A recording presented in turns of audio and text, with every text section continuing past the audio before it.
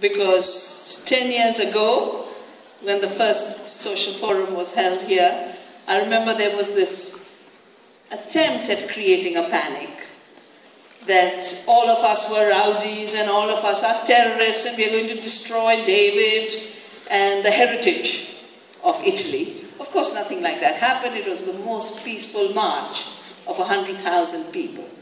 I've personally been working with the region of Tuscany through the International Commission on the Future of Food, and also now we have a Navdania office here, Maria Grazia Mamuccini, who's been the head of the agriculture research, is the vice president. Caroline Lockhart is also here.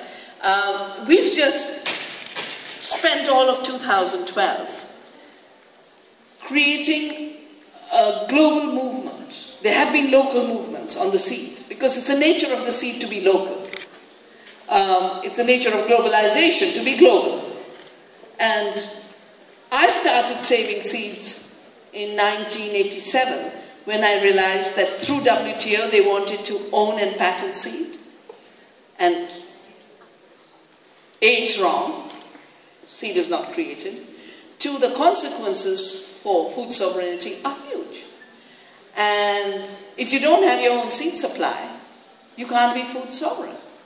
We have just seen in California the defeat of Proposition 37. And you can see now how the GMO question is so much at the heart of sovereignty and freedom and democracy. But where does it begin? It begins with the seed. If our seeds are genetically modified, your food will have to be genetically modified.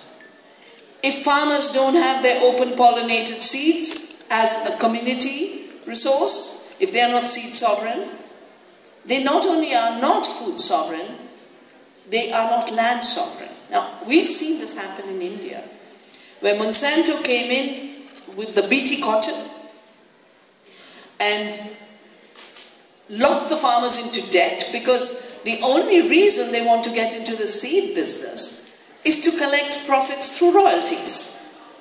It's, we used to have landlords and now we have lifelords. Lifelords don't have to work, the peasant works. But the lifelords collect the rent from the reproduction of seed in the farmer's field. It's a very important case in Brazil where the farmers have sued Monsanto, 2.2 billion, to say you've collected royalties on farm-safe seed. Europe, you have very strong issues on the new seed laws. But as the Indian farmers got into debt to pay the royalties for these seeds, and these seeds need more chemicals, contrary to what Monsanto says. Last year we did a report called The GMO Emperor Has No Clothes to counter the argument that this is the way to feed the world. That's why farmers must destroy their food sovereignty.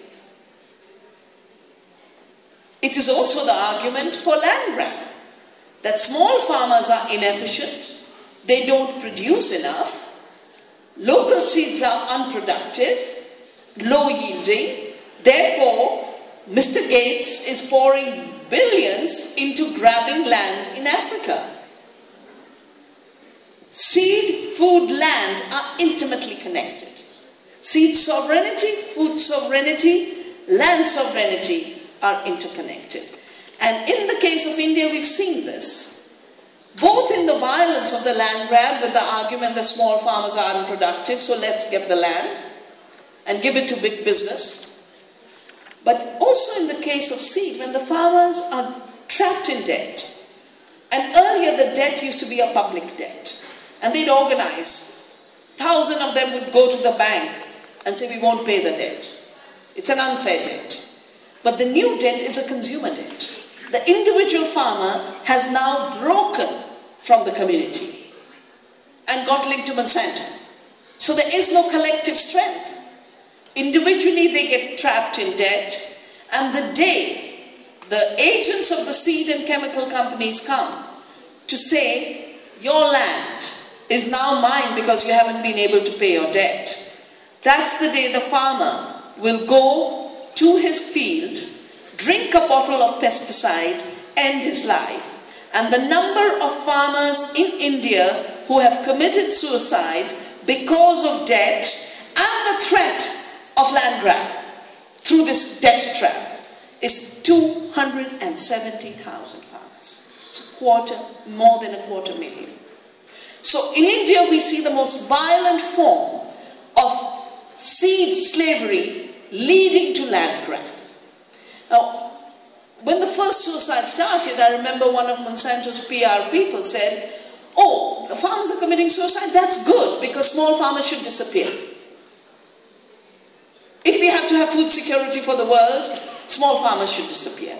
And what you are discussing here today, and thank you for giving me this little opportunity to be here in solidarity with you, is first and foremost, scientifically, we now have the evidence that small farmers produce more food. They're more productive. Maria Grazia was saying there's an Italian report from government showing that smaller biodiverse farms produce more, are more efficient, have higher incomes. Our research in Vandana shows that we have a report, Health Per Acre, showing there's more nutrition in small farms and biodiverse farms. Second, the lie of seed improvement, through which seed patents and seed monopolies are claimed, and now in Europe an attempt to criminalize seed sovereignty. New cases being filed against farmers who have their own seed, on the ground that your seed is diverse. It must be uniform. We are meeting in what used to be a military establishment. Militaries work on uniformity. Freedom works on diversity. And when we talk about seed freedom, this is the fat English version of the Global Citizen Seed Freedom Report. We have a few Italian versions. Do contact Caroline, who's standing at the back, if any of you want to be linked. I hope all of you will join this campaign, because this is what we are seeking. We are basically saying it's the small farmers who are the future of food security.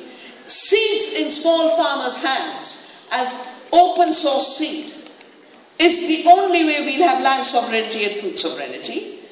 Therefore, there should be no patents on seed, and we're going to work to make sure this is reversed, because actually in 1999, most governments of the world had already said patents on seed and patents on life are wrong. This was in the WTO review. My own government said it, Africa said it, Peru, Latin America, Andean countries said it. So patents on seed are false claims, because seed is not an invention. These monopolies are becoming genocidal. They are becoming ecocidal, because they're destroying biodiversity. So for the sake of biodiversity and farmers, we've got to stop the patents on seed. We've got to stop the criminalization of farmers having their own seed. And Maria Grazia is working very much with the coalitions in Europe on the review of the seed law, which we hope will be changed by movements to go in the direction of seeds in farmers' hands, breeding for diversity, quality, resilience. The breeding so far that is rewarded with monopoly and patents is uniformity, toxicity, vulnerability. All that Monsanto gave us was toxic genes in our food. And we rewarded them with a monopoly. We've got to punish them with banishing them from our land, from our seed, from our food. I'm there with you for the struggle, which I know the next 5 to 10 years, we will liberate our lands, we will liberate our food, we will liberate the seed. So all strength to you, and thank you again for giving me this opportunity.